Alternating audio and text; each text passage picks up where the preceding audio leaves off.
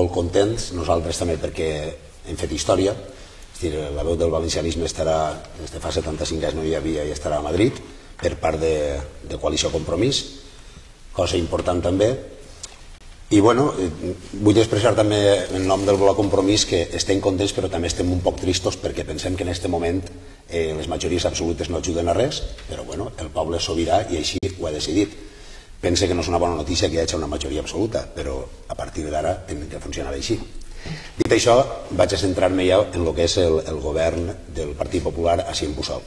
Fent, diguem, un resum, un croquis, una radiografia, jo diria que han hagut poques propostes, poques i més prontes roïns que bones, cap per a millorar la qualitat de vida dels ciutadans i tampoc ha hagut ninguna proposta per a crear ocupació.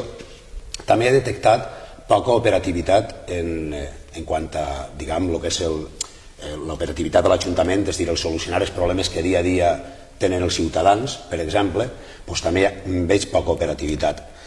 I bé, i també, sobretot ho dic també per les pregs i preguntes que formulem en els plens de l'Ajuntament, que n'hi ha cada mes, i aleshores tirem de menys això, és dir, que hi ha poca operativitat en el que proposem i que passen potser 2 mesos i encara no ha hagut cap moviment en això.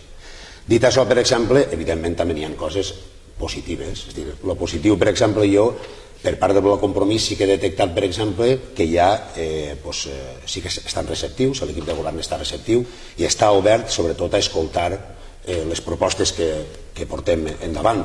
Una altra cosa serà veure, diguem, en quina periodicitat, en quin temps se fiquen en marxa i què dona de si, diguem, que les propostes siguin una realitat.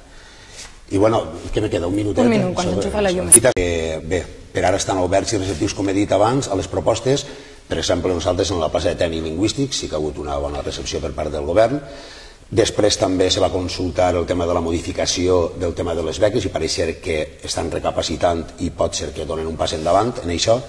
I tinc que dir també que hi ha prou bona gestió econòmica i això és molt bo per Estemorre, perquè pense que les intencions no són de desbalafiar els diners, de despilfarrar.